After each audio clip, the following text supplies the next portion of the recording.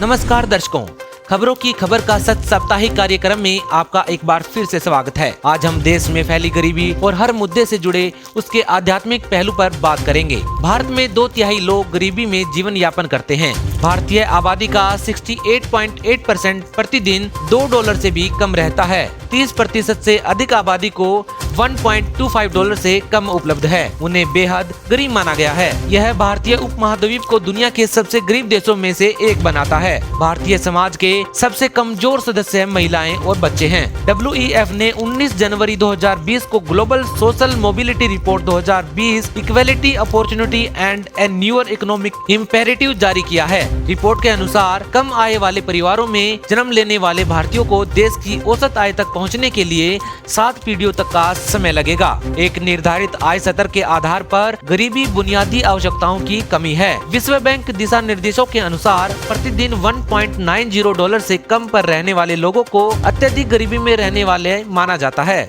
220 million भारतीय 32 रुपए प्रतिदिन से कम के व्यय पर अपना जीवन यापन करते हैं। गरीबी के कई कारणों में तेजी से बढ़ती हुई जनसंख्या, कृषि में कम उत्पादन, महंगाई और अशिक्षा और बेरोजगारी, सामाजिक, राजनीतिक और भौतिक कारण शामिल हो सकते हैं। या ये कह लीजिए कि ये ही गरीबी के मुख्य कारण हैं। इसके दुष्परिणामों के रूप में हिंसा, अपराध, चोरी, डकैती, तनाव, बेघर होना, बाल श्रम, स्वास्थ्य पर बुरा असर, भ्रष्टाचार, ऊंच नीच और अभद्रता को देखा जाता है। गरीबी को खत्म करने के लिए सरकार के द्वारा समय समय पर कई योजनाएं भी बनाई जाती हैं, जिनमें से एक सरकार की मनरेगा रोजगार सृजन योजना मददगार है, जिसके अंतर्गत उज्ज्वला योजना के जरिए फ्री गैस, PM किसान सम्मान निधि योजना आदि के रूप में गरीब लोगों को लाभान्वित करने का प्रयास करती है। आखिर मनरेगा योजना क्या है?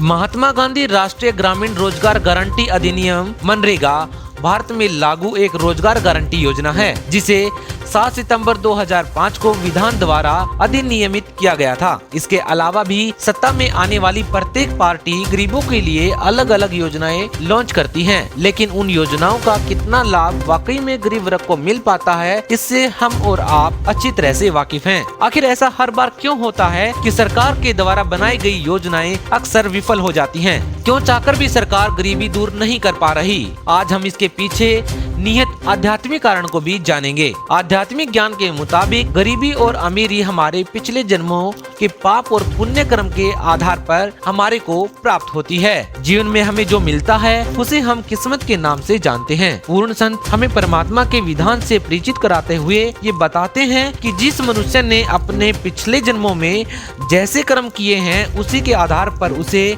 अब दोबारा मनुष्य जन्म मिला है और उसे उसी प्रकार का जीवन यापन करना पड़ता है, अर्थात किए हुए कर्मों को भोगना पड़ता है। धन की कमी या धन के अभाव के परिणामों को भोगना पाप कर्मों का दंड मिलने जैसा है। हम अपने आसपास भी इस प्रकार के अनेकों उदाहरण देख पाते हैं, जैसे एक ही परिवार के 2 भाई जिनमें एक के पास अच्छी नौकरी, तब ऐसा होता है वह अच्छा जीवन यापन कर रहा होता है, वहीं दूसरी तरफ दूसरा भाई गरीबी में जीवन जीने के लिए मजबूर रहता है। अब प्रश्न ये उठता है कि क्या प्रारब्ध को बदला जा सकता है? इस प्रश्न का उत्तर है हाँ, और ये 100% सत्य भी है।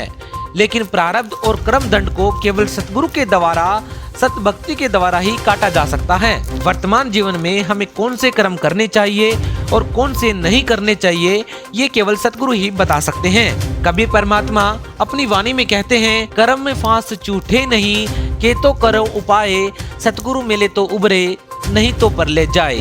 परमेश्वर कबीर साहिब जी कहते हैं, अन्य प्रभु तो केवल किए कर्म का फल ही दे सकते हैं। जैसे प्राणी को दुख तो पाप से होता है तथा सुख पुण्य से। आपको पाप कर्म के कारण कष्ट था, यह आपके प्रारब्ध में लिखा था। यह किसी भी अन्य भगवान से ठीक नहीं हो सकता। पाप केवल पूर्ण परमात्मा कबीर साहिब जी ही काट सकते हैं। आइए आपको बताते हैं कि कर्म बंधन कैसे बनते हैं। काल ब्रह्म ने जीव के कर्मों को 3 प्रकार से बांटा है: संचित कर्म, प्रारब्ध कर्म और क्रियावान कर्म। संचित कर्म वे पाप तथा पुण्य कर्म हैं जो जीव ने जन्म जन्मांतरों में किए हुए थे, उनका भोग प्राप्त नहीं हुआ, वे जमा हैं। प्रारब्ध कर्म वे कर्म हैं जो जीव को जीवन काल में भोगने होते हैं, जो संचित कर्मों से औसत करके बनाए जाते हैं। उदाहरण के लिए यदि पाप कर्म 1000 हैं और पुण्य कर्म आपके 500 हैं, तो दोनों समान औसत में लिए जाते हैं, यानी कि 20-20% लेकर प्रारब्ध प्रारब्ध बना तो पाप कर्म 50 और पुण्य कर्म 25 बने। वर्तमान समय में केवल संत रामपाल जी महाराज ही पूर्ण सतगुरु तथा तत्वदर्शी संत हैं, जो सत भक्ति के द्वारा हमारे प्रारब्ध को काट सकते हैं, हमें गरीबी के जंजाल से मुक्त कर सकते हैं। आप सभी दर्शकों से